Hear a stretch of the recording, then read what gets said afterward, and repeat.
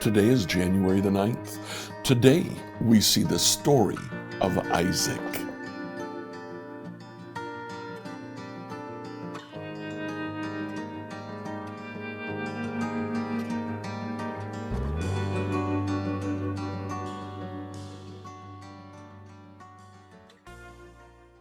Today, as we read through the Bible in a year, please read Genesis chapters 25 through 27.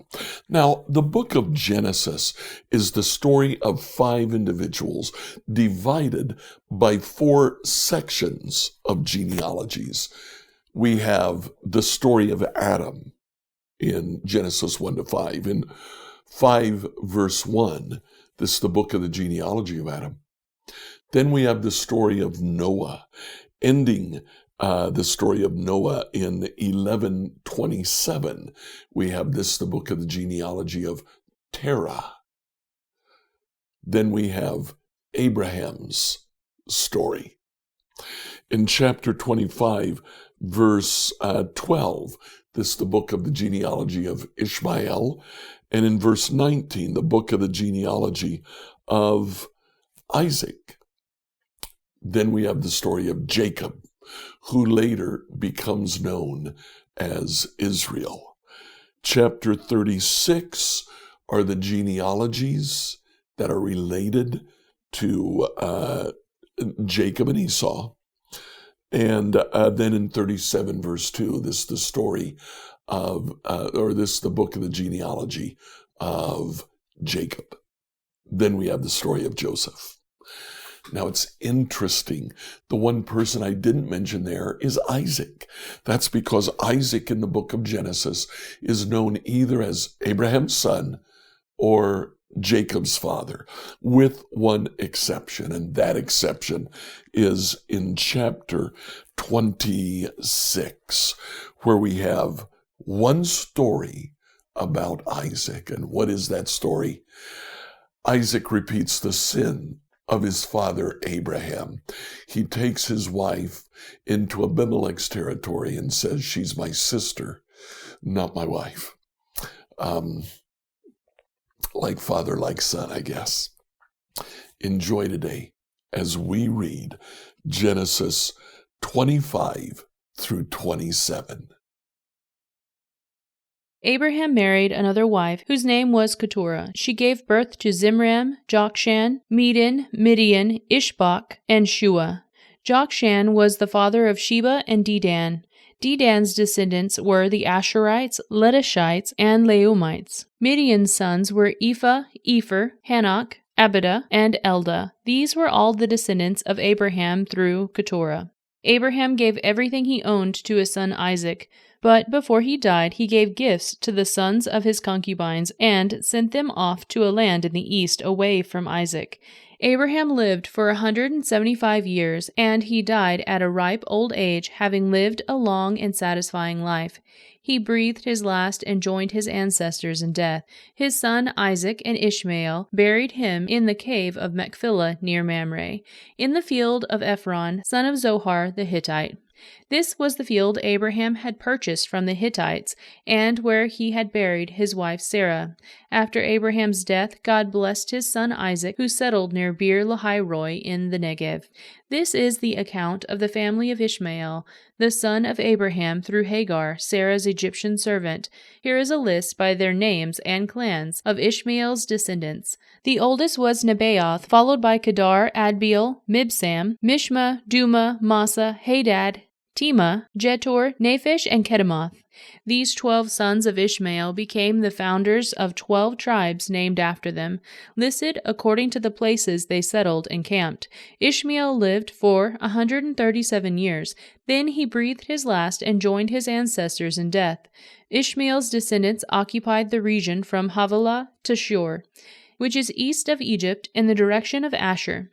There they lived in open hostility towards all their relatives. This is the account of the family of Isaac, the son of Abraham. When Isaac was 40 years old, he married Rebekah, the daughter of Bethuel, the Aramean from Padanaram, and the sister of Laban, the Aramean. Isaac pleaded with the Lord on behalf of his wife because she was unable to have children. The Lord answered Isaac's prayer, and Rebekah became pregnant with twins. But the two children struggled with each other in her womb, so she went to ask the Lord about it. "Why is this happening to me?" she asked, and the Lord told her, "The sons in your womb will become two nations. From the very beginning, the two nations will be rivals. One nation will be stronger than the other, and your older son will serve your younger son." And when the time came to give birth, Rebekah discovered that she did indeed have twins. The first one was very red at birth and covered with thick hair like a furry coat, so they named him Esau. The other twin was born with his hand grasping Esau's heel, so they named him Jacob. Isaac was 60 years old when the twins were born. As the twins grew up, Esau became a skillful hunter. He was an outdoorsman, but Jacob had a quiet temperament, preferring to stay at home. Isaac loved Esau because he enjoyed eating the wild game Esau brought home, but Rebekah loved Jacob. One day, when Jacob was cooking some stew, Esau arrived home from the wilderness exhausted and hungry. Esau said to Jacob, "I'm starved. Give me some of that red stew." This is how Esau got his other name, Edom, which means red. "All right," Jacob replied, "but trade me your rights as the firstborn son." "Look, I'm dying of starvation," said Esau. "What good is my birthright to me now?" But Jacob said, "First you must swear that your birthright is mine." So Esau swore an oath, thereby selling all his rights as the firstborn to his brother Jacob. Then Jacob gave Esau some bread and lentil stew. Esau ate the meal, then he got up and left. He showed contempt for his rights as the firstborn. A severe famine now struck the land, as had happened before in Abraham's time. So Isaac moved to Gerar, where Abimelech, king of the Philistines, lived. The Lord appeared to Isaac and said, "Do not go down to Egypt, but do as I tell you. Live here as a foreigner in this land, and I will be with you and bless you. I hereby confirm that I will give all these lands to you and your descendants, just as I solemnly promised Abraham your father. I will cause your descendants to become as numerous as the stars of the sky, and I will give them all these lands, and through your descendants all the nations of the earth will be blessed. I will do this because Abraham listened to me and obeyed all my requirements, commands, decrees, and instructions." So Isaac stayed in Gerar. When the men who lived there asked Isaac about his wife Rebekah, he said, "She is my sister." He was afraid to say, "She is my wife." He thought, "They will kill me to get to her, because she is so beautiful." But sometime later Abimelech, king of the Philistines, looked out his window and saw Isaac caressing Rebekah. Immediately Abimelech called for Isaac and exclaimed, "She is obviously your wife. Why did you say, 'She is my sister'?" "Because I was afraid someone would kill me to get her from me," Isaac replied. "How could you do this to us?" Abimelech exclaimed. "One of my people might easily have taken your wife and slept with her, and you would have made us guilty of great sin." Then Abimelech issued a public proclamation, "Anyone who touches this man or his wife will be put to death." When Isaac planted his crop that year, he harvested 100 times more grain than he planted, for the Lord blessed him. He became a very rich man, and his wealth continued to grow. He acquired so many flocks of sheep and goats, herds of cattle, and servants that the Philistines became jealous of him. So the Philistines filled up all of Isaac's wells with dirt. These were the wells that had been dug by the servants of his father Abraham. Finally, Abimelech ordered Isaac to leave the country. "Go somewhere else," he said, "for you have become too powerful for us." So Isaac moved away to the Gerar valley, where he set up their tents and settled down. He reopened the wells his father had dug, which the Philistines had filled in after Abraham's death. Isaac also restored the names Abraham had given them. Isaac's servants also dug in the Gerar valley and discovered a well of fresh water. But then the shepherds from Gerar came and claimed the spring. "This is our water," they said, and they argued over it with Isaac's herdsmen. So Isaac named the well Esek, which means argument. Isaac's men then dug another well, but again there was a dispute over it, so Isaac named it Sitnah, which means hostility. Abandoning that one, Isaac moved on and dug another well. This time there was no dispute over it, so Isaac named the place Rehoboth, which means open space. For he said, "At last the Lord has created enough space for us to prosper in this land." From there, Isaac moved to Beersheba, where the Lord appeared to him on the night of his arrival. "I am the God of your father Abraham," he said. "Do not be afraid, for I am with you, and I will bless you. I will multiply your descendants, and they will become a great nation. I will do this because of my promise to Abraham, my servant." Then Isaac built an altar there and worshipped the Lord. He set up his camp at that place, and his servants dug another well. One day King Abimelech came from Gerar with his adviser Ahuzeth, and also Pichol, his army commander.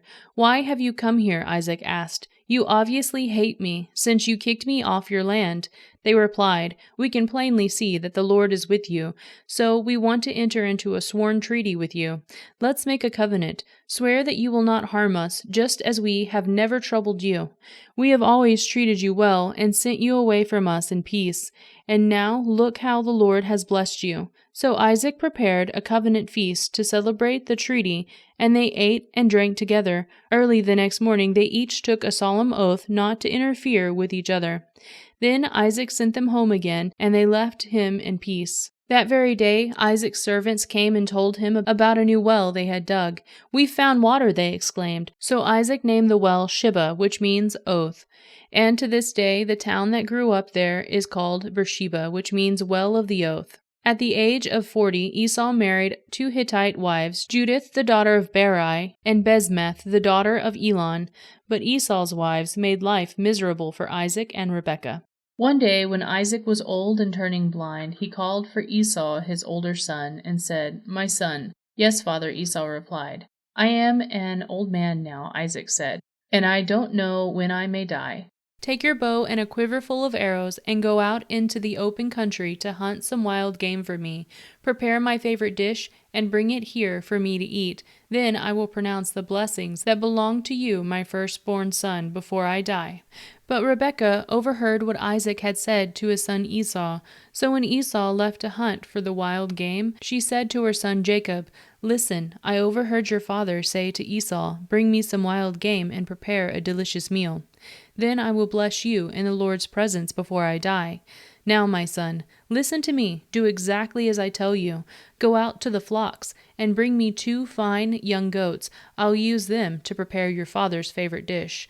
Then take the food to your father so he can eat it and bless you before he dies." "But look," Jacob replied to Rebekah, "my brother Esau is a hairy man, and my skin is smooth. What if my father touches me? He'll see that I am trying to trick him, and he'll curse me instead of blessing me."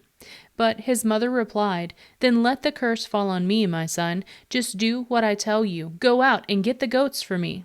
So Jacob went out and got the young goats for his mother. Rebekah took them and prepared a delicious meal, just the way Isaac liked it. Then she took Esau's favorite clothes, which were there in the house, and gave them to her younger son Jacob. She covered his arm and the smooth part of his neck with the skin of the young goats. Then she gave Jacob the delicious meal, including freshly baked bread. So Jacob took the food to his father. "My father," he said. "Yes, my son," Isaac answered. "Who are you, Esau or Jacob?" Jacob replied, "It's Esau, your firstborn son. I've done as you told me. Here is the wild game. Now sit up and eat it so you can give me your blessing." Isaac asked, "How did you find it so quickly, my son?" "The Lord your God put it in my path," Jacob replied. Then Isaac said to Jacob, "Come closer, so I can touch you and make sure that you really are Esau." So Jacob went closer to his father, and Isaac touched him. "The voice is Jacob's, but the hands are Esau," Isaac said. But he did not recognize Jacob, because Jacob's hand felt hairy just like Esau. So Isaac prepared to bless Jacob. "But are you really my son Esau?" he asked. "Yes, I am," Jacob replied. Then Isaac said, "Now, my son, bring me the wild game. Let me eat it, and then I will give you my blessing." So Jacob took the food to his father, and Isaac ate it. He also drank the wine that Jacob served him. Then Isaac said to Jacob, "Please come closer and kiss me, my son." So Jacob went over and kissed him, and when Isaac caught the smell of his clothes, he was finally convinced, and he blessed his son. He said, "Ah, the smell of my son is like the smell of the outdoors, which the Lord has blessed." From the dew of heaven and the richness of the earth, may God always give you abundant harvest of grain and bountiful new wine. May many nations become your servants, and may they bow down before you. May you be the master over your brothers, and may your mother's sons bow down to you. All who curse you will be cursed, and all who bless you will be blessed." As soon as Isaac had finished blessing Jacob, and almost before Jacob had left his father, Esau returned from his hunt. Esau prepared a delicious meal and brought it to his father, and then said, "Sit up, my father, and eat my wild game so you can give me your blessing." But Isaac asked him, "Who are you?" Esau replied, "It's your son, your firstborn son Esau." Isaac began to tremble uncontrollably and said, "Then who just served me wild game? I have already eaten it, and I blessed him just before you came. And yes, that blessing must stand." When Esau heard his father's word, he let out a loud and bitter cry. "Oh, my father, what about me? Bless me too," he begged. But Isaac said, "Your brother was here, and he tricked me. He has taken away your blessing." Esau exclaimed, "No wonder his name is Jacob, for now he has cheated me twice. First he took my rights as the firstborn, and now he has stolen my blessing. Oh, haven't you saved even one blessing for me?" Isaac said to Esau, "I have made Jacob your master, and have declared that all his brothers will be his servants. I have guaranteed him an abundance of grain and wine. What is left for me to give you, my son?" Esau pleaded, "But do you have only one blessing? Oh, my father, bless me too." Then Esau broke down and wept. Finally, his father Isaac said to him, "You will live away from the richness of the earth, and away from the dew of the heaven above. You will live by your sword, and you will serve your brother. But when you decide to break free, you will shake his yoke from your neck." From that time on, Esau hated Jacob because their father had given Jacob the blessing. And Esau began to scheme, "I will soon be mourning my father's death. Then I will kill my brother Jacob." But Rebekah heard about Esau's plans, so she sent for Jacob and told him, "Listen, Esau is consoling himself by plotting to kill you. So listen carefully, my son. Get ready to flee to my brother Laban in Haran. Stay there with him until your brother cools off. When he calms down and forgets what you have done to him, I will send for you to come back. Why should I lose both of you in one day?" Then Rebekah said to Isaac, "I'm sick and tired of these local Hittite women. I would rather die than see Jacob marry one of them."